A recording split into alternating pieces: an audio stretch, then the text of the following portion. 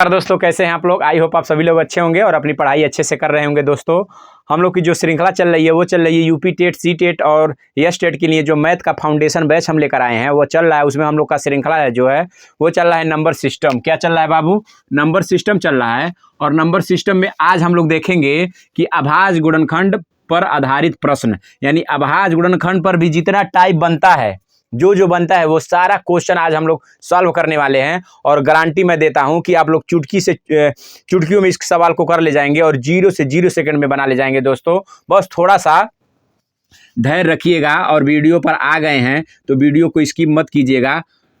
Request है हमारा आप लोगों से कि 5 मिनट का समय दे दीजिए और आप लोग को तब पता चलेगा कि वीडियो कैसा है और कैसा नहीं है। अगर वीडियो अच्छा नहीं लगे दोस्तों ना, तो लाइक और सब्सक्राइब मत कीजिएगा। दोस्तों, अभी देख लीजिए, आज हम लोग पढ़ने वाले हैं नंबर सिस्टम। नंबर सिस्टम में हम लोग पढ़ेंगे अभाज्य गुणनखंड पर आधारित प्रश्न। और इसके पहले नंबर सिस्टम में हम इकाई अंक ज्ञात करने का 4 टाइप करके थोड़ा थोड़ा स्टेप करके बता दिया है, जो बहुत अच्छे से बताया गया है। अगर आप लोग वीडियो पर नए हैं तो उसको भी जाकर देख लीजिए, क्योंकि आप लोग कभी जिंदगी में नहीं भूलेंगे। आज हम लोग पढ़ने वाले हैं नंबर सिस्टम में। क्या पढ़ने वाले हैं बाबू? अभाज्य गुणनखंड पर आधारित प्रश्न। देखिए इसमें कितना टाइप बनता है। एक तो पूछ देगा, कोई संख्या दिया रहेगा, पूछेगा उसमें टोटल प्राइम फैक्टर बताइए, इवन नंबर बताइए, सम नंबर बताइए। यानी कोई भी संख्या अगर दे दिया रहेगा बाबू तो उसका पूछेगा अभाज्य गुणनखंड कितने होंगे, यानी उसमें सम गुणनखंडों की संख्या कितना होगा, विषम गुणनखंडों की संख्या कितना होगा, ये सारा चीज इसमें पूछता है। ठीक है ना दोस्तों? तो देख लीजिए, हम इसको लिख दिए हैं आप लोग के आपके सुविधा के लिए। देखिए, जब ऐसा सवाल रहे तो आप लोग इसको नोट डाउन कर लीजिएगा, कॉपी कलम लेकर बैठिए। अभाज्य गुणनखंड की संख्या, जब कोई भी सवाल दे दे आप पूछ ले उसमें अभाज्य गुणनखंड की संख्या कितनी होगी, तो आप लोग कुछ न कीजिएगा, गुणनखंड करके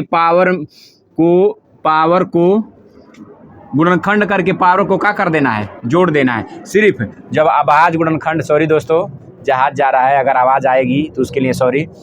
अभी दोस्तों जो मैं बता रहा हूँ, जब अभाज्य गुणनखंड की संख्या पूछे, मान लीजिए कि कोई भी चीज़ हो और अभाज्य गुणनखंड की संख्या पूछे, तो कुछ नहीं करना है, उसका फैक्टर कर देना है, यानी गुणनखंड कर देना है और उसको पावर के रूप में लिख कर बस क्या करना है, पावर को जोड़ देना है। समझ में आ गया? देखिए, अगर मान लीजिए 72 है, इसका हमका क्या पूछ रहा है, प्राइम फैक्टर। क्या पूछ रहा है बाबू?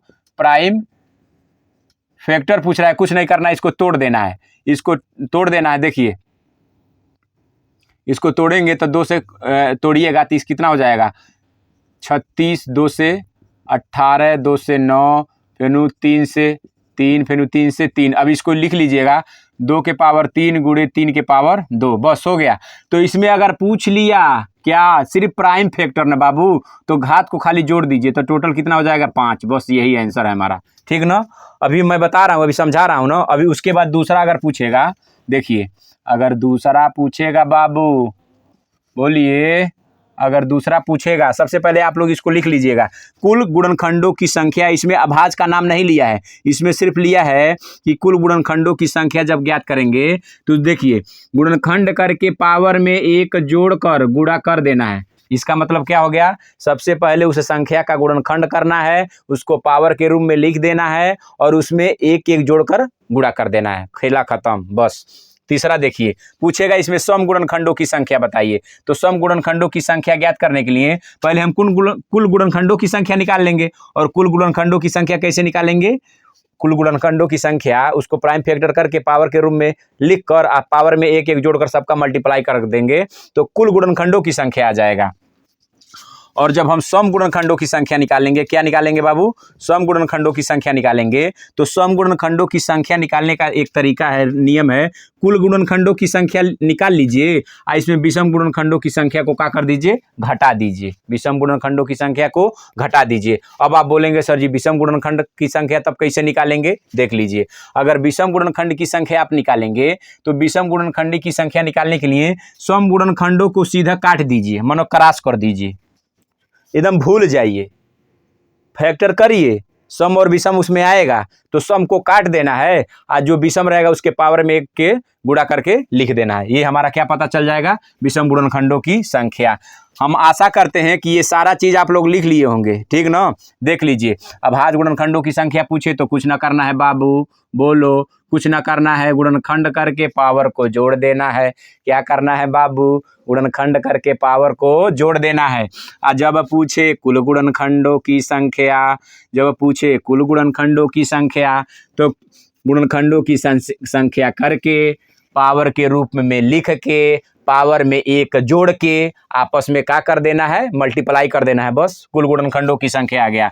अगर सम गुणनखंडों की संख्या पूछ दे सोना, सम गुणनखंडों की संख्या पूछ दे तो कुल गुणनखंडों की संख्या माइनस बी सम गुणनखंडों की संख्या। जब किसी चीज़ का फैक्टर करेंगे एक तो सम आता है, नहीं तो विषम आता है।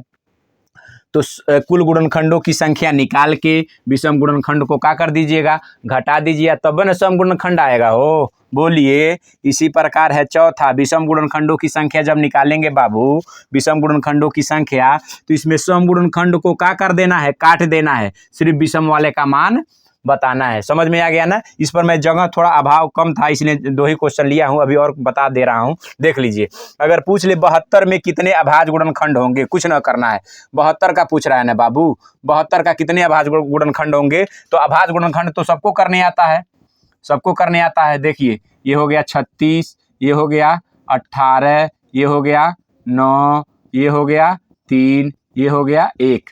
कितना बना बाबू, इसका बन गया आपका 72 का फैक्टर कितना हुआ, यानी 2 के पावर 3 और 3 के पावर 2, बस। अब पहला क्या है, अभाज्य गुणनखंडों की संख्या, तो हम क्या लिखवाएं बाबू, गुणनखंड करके पावर को जोड़ देना है, गुणनखंड करके पावर को जोड़ देना है। जब 72 में कितने अभाज्य गुणनखंड हैं, तो गुणनखंड करके पावर को जोड़ देना है, तो बस 3 + 2 कितना, बोलिए 5 आ गया अभाज्य गुणनखंडों की संख्या। किसकी संख्या आ गई बाबू, अभाज्य गुणनखंडों की संख्या। इसी प्रकार दूसरा, 72 में कुल कितने गुणनखंडों की संख्या है, कुछ न करना है, 72 लिख लेना है। आपको यहाँ पता चल गया कितना इसका फैक्टर आएगा, यानी 2 के पावर 3 यानी 8, 2 के पावर 3 कितना हो जाएगा, 8, 8 9 72, यानी 3 के पावर कितना रे बाबू, 2। अब कुछ ना करना है, दूसरा नियम देख लो थोड़ा माइंड में। कुल गुणनखंडों की संख्या ज्ञात करने के लिए गुणनखंड करके पावर में 1 जोड़कर क्या कर देना है बाबू, गुणा कर देना है, कुछ ना करो, पावर में 1 जोड़ लो, यानी 3 + 1 एक कोष्टक में, गुणे 2 + 1 एक कोष्टक में, कुछ ना मल्टीप्लाई कर दीजिए, 3 1 कितना, 4 ना हो, 2 1 3 4, 4 3 कितना, 12। बोलिए, समझ में आया। इसीलिए हमको बताना रहता तो डायरेक्ट बता देते, लेकिन आप लोग अच्छे से तैयारी कर रहे हैं और हमारे चैनल पर हैं, तो एकदम बेसिक से बेसिक तरीका जानिए कि कभी ज़िंदगी में भूले नहीं, क्योंकि बहुत कन्फ्यूज होता है बच्चों को कि यार कैसे निकलेगा कैसे नहीं निकलेगा। इसीलिए इतना चीज़ देखिए, ये जो है बाबू सोना, ये इतना हम लिख दिए हैं, इतना इस लिख दिए हैं कि जब भी आप लोग इसको देखिएगा ना, कंसेप्ट क्लियर हो जाएगा। वो सर बताए थे, अभाज्य गुणनखंडों की संख्या में फैक्टर करके पावर को जोड़ देना है, कुल गुणनखंडों की संख्या में गुणनखंड करके पावर में 1 जोड़कर गुणा कर देना है, और सम गुणनखंडों की संख्या में कुल गुणनखंडों की संख्या निकालकर विषम गुणनखंड को क्या कर देना है, कीड़ा जैसा अलग कर देना है, बच जाएगा सम। अब देख लीजिए, विषम गुणनखंडों की संख्या में सम गुणनखंडों को काट कर विषम गुणनखंड की मान ज्ञात कर लेंगे, ठीक है ना दोस्तों। 1 मिनट, अब इसको हम आशा करते हैं कि आप लोग लिख लिए होंगे, इसको इरेज कर दे रहे हैं। अब इसके ऊपर एक क्वेश्चन और बता दे रहे हैं दोस्तों, चिंता मत कीजिएगा,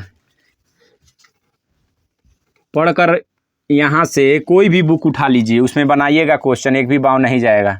देख लीजिए, अब इसमें अगर पूछ दे सोना, का पूछ दे अगर यहाँ पर कि 72 में सम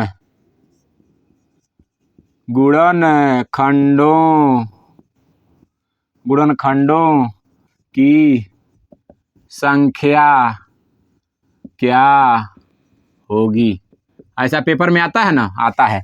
72 में कुल कितने गुणनखंड, यानी गुणनखंडों की संख्या, यानी सम गुणनखंडों की संख्या। किसका बाबू पूछ रहा है, एगो इवन होता है, एगो ऑड होता है, यही ना दो गो होता है। ओ बोलिए, तो 72 में सम गुणनखंडों की संख्या, तो 72 का फैक्टर हम करेंगे तो कैसे करेंगे, यानी 72 हम लिखेंगे तो 72 को हम लिख सकते हैं 18 चौको 72, यानी 18 को हम लिख सकते हैं देखिए 72 को हम लिख सकते हैं, यानी हम 72 को लिख सकते हैं बाबू कितना, 2 गुणे 2 गुणे 2 गुणे 3 गुणे 3। देखिए 2 दूना 4, 4 दूना 8, 8 3 की 24, 24 3 72 पावर के रूप में इसको 2 के पावर 3 गुणे 3 के पावर कितना 2 न हो। तो हमको पूछ क्या रहा है, सम गुणनखंडों की संख्या। क्या पूछ रहा है बाबू, सम गुणनखंडों की संख्या ना।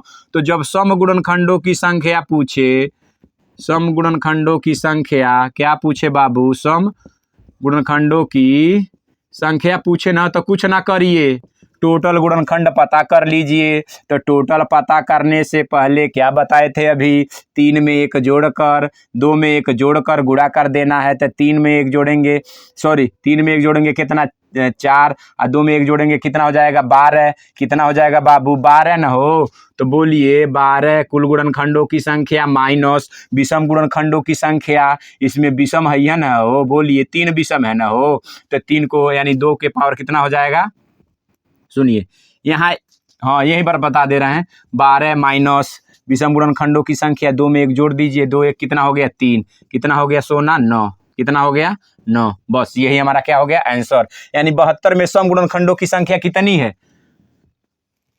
9 है। 72 में सम गुणनखंडों की संख्या कितनी है, कितना है बाबू 72 में सम गुणनखंडों की संख्या 9 है न।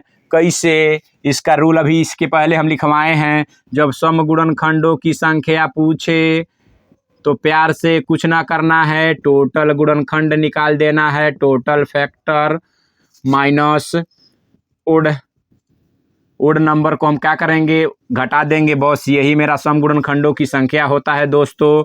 अगर ना समझ में आया है वो तो एक बार और समझिए, जब तक समझिए तब तक दिमाग में अच्छे से बैठ ना जाए बाबू। बोलिए, कुछ ना करना है। यहाँ पूछ दिया सम गुणनखंडों की संख्या, यानी सम गुणनखंडों की संख्या क्वेश्चन में है हमारा है 72 में, किसमें 72 में सम बताना है, और यहाँ सम बताना है, और यहाँ हम लिख दे रहे हैं, यहाँ लिख दे रहे हैं सोना दूसरा क्वेश्चन 72 में विषम गुणनखंडों